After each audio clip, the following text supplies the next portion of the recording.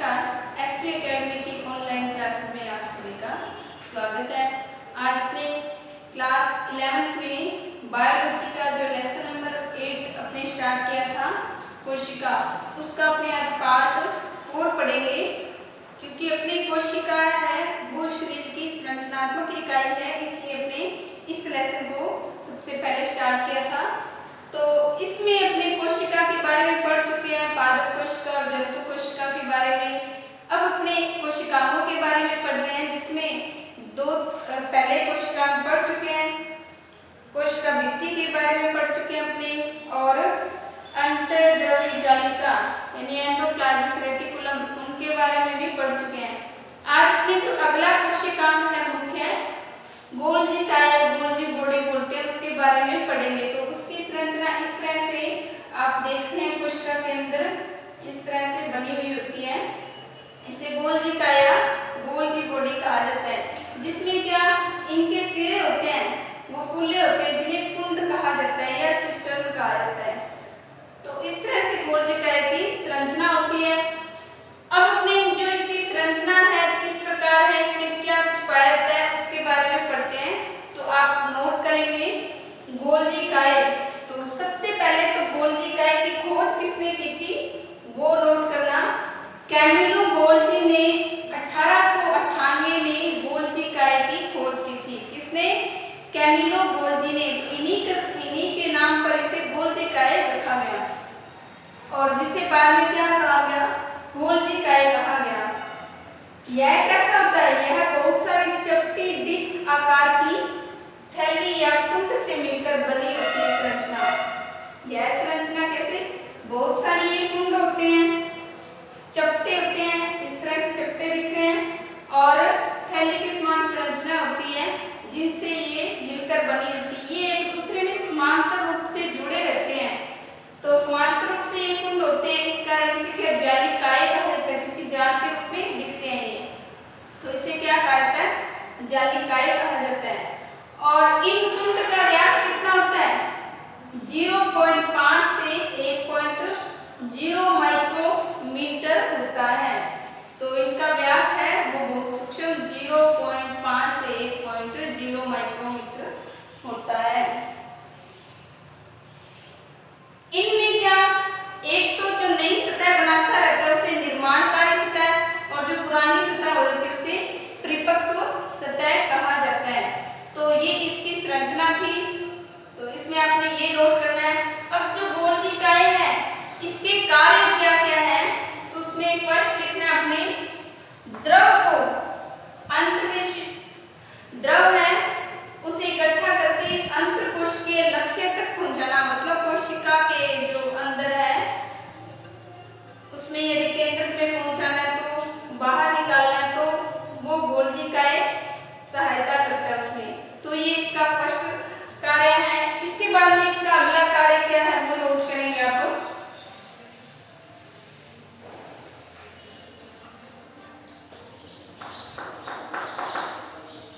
इसका दूसरा कार्य लिखेंगे अपने अंतर्द्रव्य जालिका पर उपस्थित राइबोसोमों द्वारा एंडोप्लाज्मिक रेटिकुलम यानी अंतर्द्रव्य जालिका द्वारा जो राइबोसोम होते हैं, राइबोसोमों द्वारा प्रोटीन का संश्लेषण होता है। जालिका पर उपस्थित राइबोसोम के जो कण होते हैं उन राइबोसोम द्वारा प्रोटीन का संश्लेषण होता है। प्रोटीन का संश्लेषण होता है।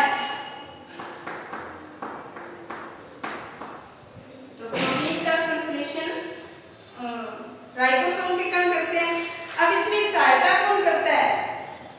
संश्लेषण होता है जो गोल्जी काया के ट्रांस सिरे से निकलने के पूर्व, जो गोल्जी काया के ट्रांस सिरे के निकलने से पूर्व निकलने से पूर्व इसके कुंड में रूपांतरित हो जाते हैं। पूर्व इसके कुंड में रूपांतरित हो जाते हैं।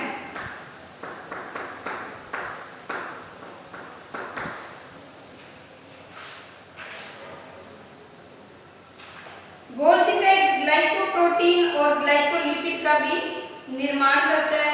एक इसका कार्य ये था, तो इसके कुंड में रूपांतरित हो जाते हैं। कौन हो जाते हैं? जो प्रोटीन बनते हैं वो ट्रांस सिरे के निकलने से पूर्व इसके कुंड में बदल जाते हैं। अगला इसका कार्य आपने क्या लिखना है? जो गोल्जिकाएं है ये ग्लाइकोप्रोटीन, गोल्जिकाएं ग्लाइकोप्रोटीन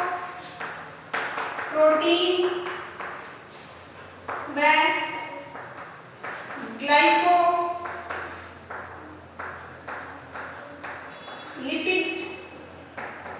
का संश्लेषण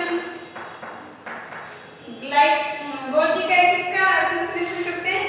ग्लाइकोप्रोटीन्स और ग्लाइकोलिपिड का निर्माण करते हैं या संश्लेषण करते हैं, का संश्लेषण करते हैं। ये गोल्जिकाएं के प्रमुख कार्य हैं। तो ये प्रमुख कोशिकांग अपने कंप्लीट हुआ। इसके बाद में अगला कोशिकांग कौन सा? अपने लेयनकाय या लाइसोसोम, जिसे आत्मघाती थैली भी बोला जाता है। तो लाइसोसोम के बारे में अपने नोट करते हैं। अब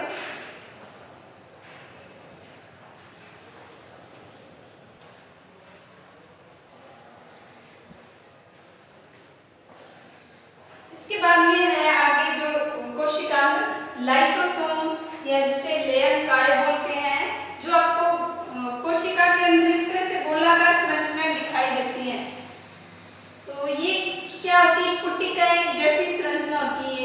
यह झिल्ली पुटिका संरचना होती है, जो संवेष्टन विधि द्वारा मतलब बनाने द्वारा क्या गोल्जिकाएं के अंदर बनते हैं। संवेष्टन विधि द्वारा किसमें बनते हैं? ये गोल्जिकाएं में बनते हैं। और गोल्जिकाएं धीरे धीरे इन्हें क्या पृथक कर देता है। तो पृथक करने के बाद पुटिकाओं के रूप में दिखाई देते हैं। लेयनकाय पुटिकाओं में सभी प्रकार की जल अपघटकीय एंजाइम मिलते हैं। कौन? जो लाइसोसोम है उसकी पुटिकाओं में सभी प्रकार के अपघटकीय एंजाइम्स होते हैं, वो मिलते हैं, यानी जो भोजन के कणों का अपघटन कर देते हैं। जो अम्लीय परिस्थितियों में सर्वाधिक सक्रिय होते हैं। ये क्या? जो एंजाइम्स होते हैं ये अम्लीय परिस्थितियों में सर्वाधिक सक्रिय होते हैं। ये एंजाइम किसका पाचन करते हैं? कार्बोहाइड्रेट, प्रोटीन, लिपिड और न्यूक्लिक अम्ल के पाचन में सहायक होते हैं। तो लाइसोसोम में पाए जाने वाले एंजाइम इन पोषक तत्वों का अपघटन करते हैं। फिर इसके बाद में जो अगला कोशिकांग है जिसे रसधानी या रिक्तिका बोलते हैं।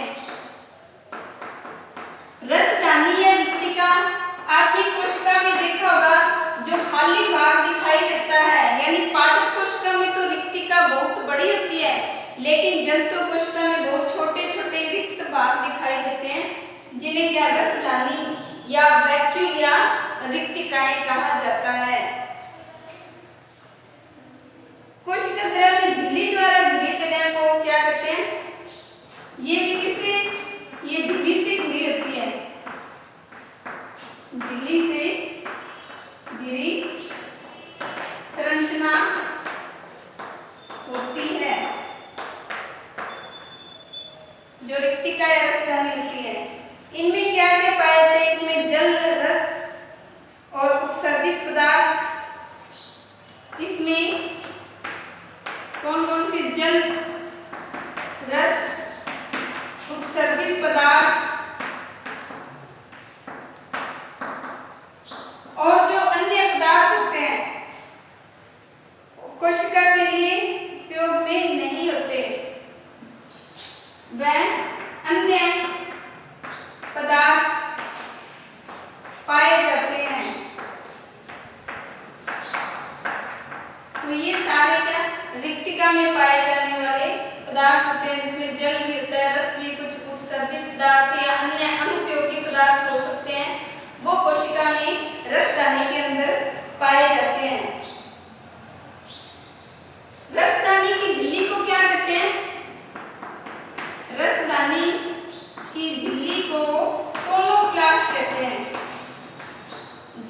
को टोनोप्लास्ट कहते हैं। ये अपने पहले पढ़ा था कि रिक्तिका उसके चारों तरफ इस तरह से टोनोप्लास्ट जल परिवहन के मार्ग में अपने ये पढ़ा था। टोनोप्लास्ट कहा जाता है इसे, झिल्ली को टोनोप्लास्ट कहते हैं।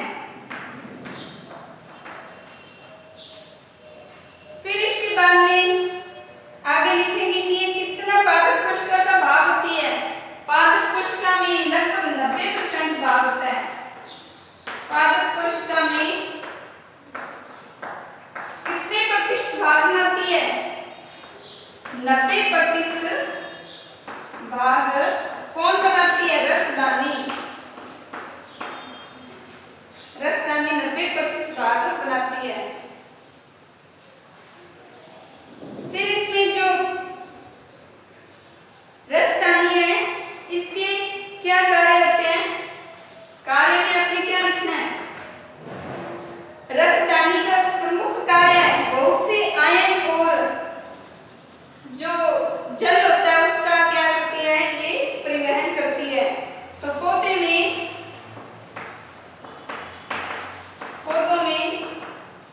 बहुत से आयन हो सकते हैं जो खनिज के रूप में मिलते हैं।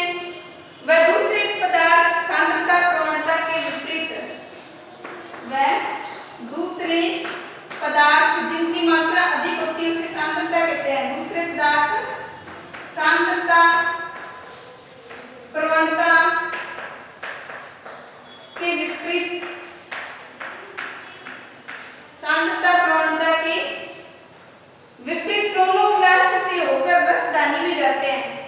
विपरीत टोनोप्लास्ट से होकर रसदानी में जाते हैं। रसदानी में जाते हैं, ये इसका प्रमुख कार्य है।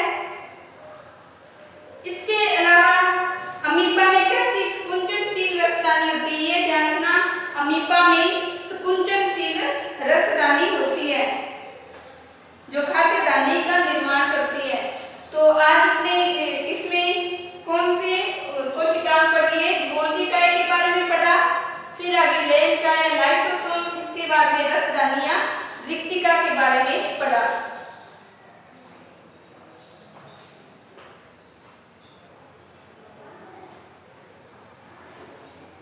तो अपने देखा कि गोल्गी काय की संरचना किस प्रकार की होती है और उसके क्या कार्य थे। फिर आज अपने जो लाइसोसोम है जिसे आत्मघाती थैली भी बोला जाता है, ये जंतुओं में फट जाए तो अपनी ही कोशिकाओं का पाचन करने लग जाती है, इस कारण इसे आत्मघाती थैली कहा जाता है। ये नोट करना है यहाँ पर। जो लाइसोसोम है इसे क्या कहा जाता है? लाइसोसोम को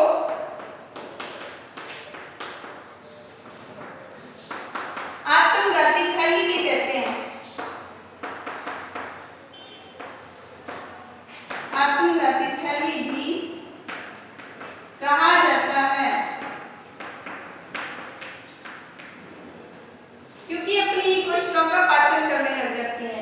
इसके बाद हमने पढ़ा था रसदानी या वैक्यूल या रिक्तिका, जिसमें क्या विभिन्न कोशिका के रस पाए जाते हैं, जल पाया जाता है और अन्य पदार्थ, अनुपयोगी पदार्थ भी पाए जाते हैं। तो आज अपने इस वीडियो में इनके बारे में पढ़ा। नेक्स्ट वीडियो में अपने माइटोकॉन्ड्रिया और प्लास्टिड, राइबोसोम्स, इनके बारे में